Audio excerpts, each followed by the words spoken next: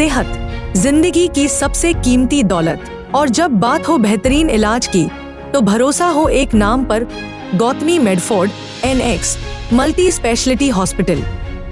यहाँ मिलती है मॉडर्न टेक्नोलॉजी, एक्सपीरियंस डॉक्टर्स की टीम और इंसानियत से भरी सेवा एक ही छत के नीचे। कार्डियोलॉजी से लेकर ऑर्थोपेडिक्स, न्यूरोलॉजी से लेकर किडनी केयर तक और गायनेकोलॉजिस्ट स्पेशलिस्ट के साथ पैथोलॉजी, हर जरूरत का समाधान हर उम्र के मरीज के लिए। Fully equipped ICU, emergency casualty unit, operation theatre, OPD। Celebrate motherhood with a special maternity care and delivery package. हर धड़कन की परवाह, हर सांस की हिफाजत, क्योंकि आपके जीवन से बढ़कर कुछ नहीं।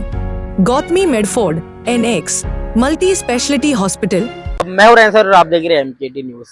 हम तो मौजूद है मुंब्रा के शंकर मंदिर। आप यहाँ पे देखेंगे ये मंदिर है, इसी ठीक बाजू में जो है तालाब बनाया गया है।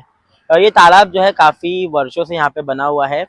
हर साल जो है यहाँ पर गणपति विसर्जन किया जाता था, लेकिन इस साल जो है हाईकोर्ट द्वारा ऑर्डर आया है कि 6 फीट से जो ऊपर की जो है गणपति रहेगी उसे यहाँ पर डुबाया नहीं जाएगा।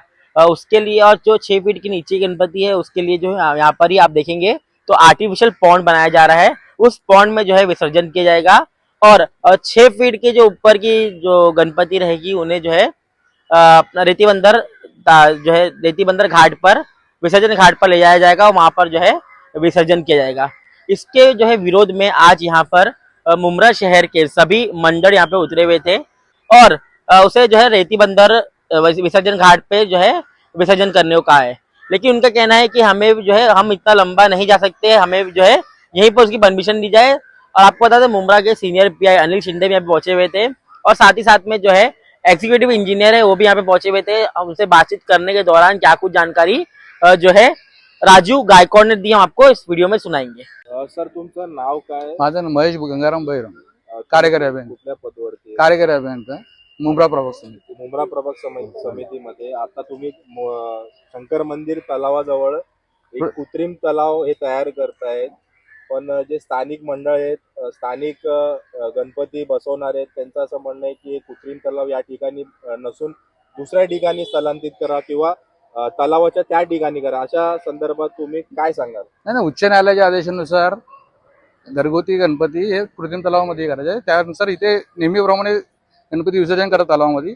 तर या वर्षी आपल्याला उच्च न्यायालयाच्या आदेशानुसार कृत्रिम तलावात करायचं। या संदर्भात तुम्ही वरिष्ठांशी काय? हा, वरिष्ठांच्या आदेशानुसारच चालू आहे। वरिष्ठांच्या आदेशाने मंडळाशी तुमचा काय बोलणं वगैरे झालंय? ते AMC सांगू शकतो।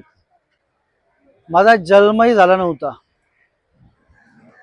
तेव्हापासून इथे गणपती विसर्जन, गणेश उत्सवानंतर करतो। अचानक काहीतरी नियम काढायचे, आमचे सण आले की अचानक काहीतरी नियम आठवतात। गेल्या वर्षी सांगितलं खड्डे करायचे नाहीत, आता सांगतात कृत्रिम तलावात विसर्जन करा। अच्छा, टेंडर काढून पैसे खायचं काम आहेत का?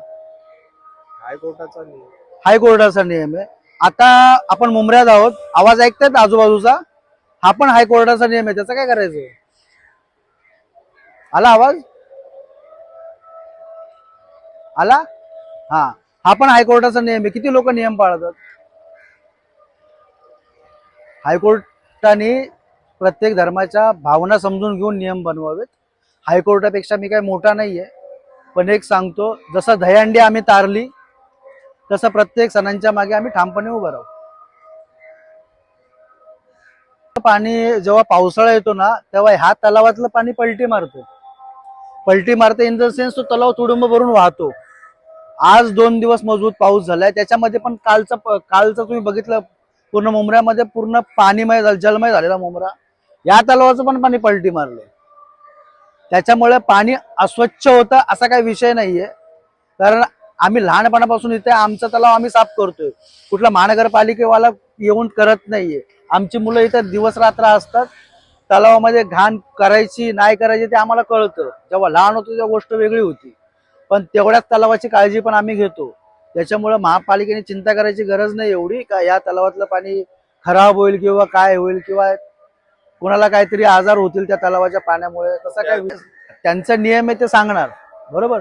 पण आम्ही आमची परंपरा नाही मोडीत काढू शकत ना, याच्यासाठी आम्ही बोलू, आम्ही प्रशासनाशी बोलणं करू त्या बाबतीमध्ये. आता बघितलं तर संपूर्ण मुंब्र्याचे जे मंडळाचे गणपती ते याच ठिकाणी विसर्जन करण्यात येतात. तर त्या संदर्भात संपूर्ण मुंबईतील जे मंडळ आहेत त्यांच्यासोबत काय मीटिंग घेऊन पुढचा निर्णय घेणार आहेत? आमचं मंडळ प्रशासनाशी बोलेल आणि जर आम्ही सगळ्यांना सांगू का आम्ही बोलायला जाणार आहोत, जर ते येत असतील तर त्यांचं स्वागत आहे, नाहीतर मग आमच्या मंडळाचा निर्णय आम्ही घ्यायला मोकळे आहोत.